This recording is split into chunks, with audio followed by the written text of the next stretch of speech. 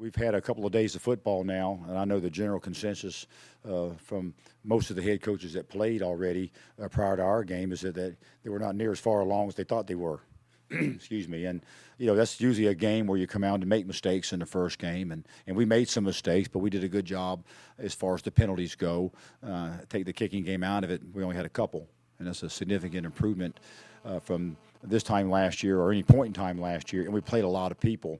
And we felt like coming in the game today that we would probably play at least 55 guys while the game was still on the line. And that's a lot of players.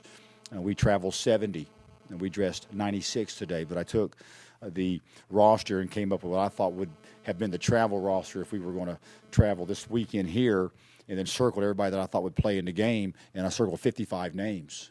So we played a lot of guys. We took the red shirt off a lot of players today, and we played some guys that hadn't played in a while based on injuries. And I think to come out of the game with only a couple of penalties was huge for us. And then we didn't give any sacks up, I don't think. You have to check those stats. At one point in time in the fourth quarter, we had not given any sacks up. And Eastern Kentucky University has been a good pressure defensive football team. So, I think we threw for 300 yards and no sacks. That's a good thing. And a rush for maybe 150 between 200 yards, and that's a good thing, and only had a couple of penalties outside of the kicking game. Special teams was a challenge. We have a lot of new specialists, and we'll have to work our way through that. They're all great talents. Those guys have rotated so much in and out of the huddle, Marv and Turbush and Rob Henry, that when we announced to the team last night that Caleb wasn't going to play, I don't think it really shook anybody up.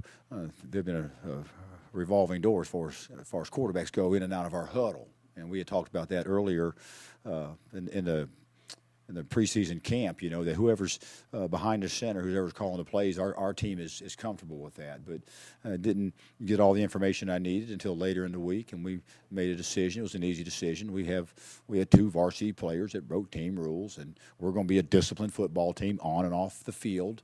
And so as a result, those guys were suspended for one game. It's a pretty simple thing. It was a lot more of an inconvenience than it was a catastrophe.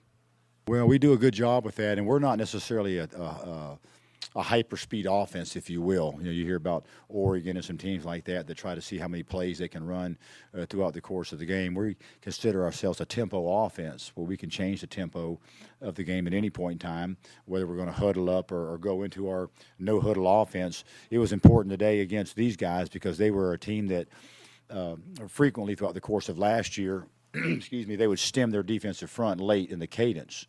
And that can throw you off a little bit. So if you snap the ball in a hurry, they don't have time to stem. And they were also, in the past, have been a high-pressure defensive football team. And sometimes that can minimize the amount of pressure that you see. And then Robert's comfortable with it. And anytime you can create some fatigue, from the defense that's out there, that's provides some edge for your offensive front and for your total offensive football team. So a lot of good to come out of our no-huddle offense when we utilized it today.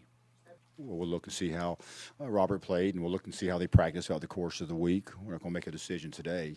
We're not taking votes or anything right now. We'll take a look at it and make an assessment as a coaching staff, what's best for our football team. But obviously all three of those quarterbacks are so important to us. And, thank goodness we have invested some time in the number 2 quarterback and the number 3 quarterback, because there's going to come some other times this season where we're going to lose the number 1 guy, and we're going to need number 2 guy to come in and lead us to a victory. And we're in position to do that as a football team, and that's huge for us.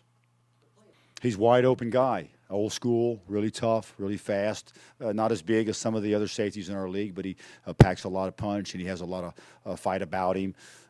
He didn't play perfect, obviously. He made a couple of mistakes. Eastern Kentucky was hard to defend in some ways because they gave you different formations and different groupings and did some things in the backfield that you had to really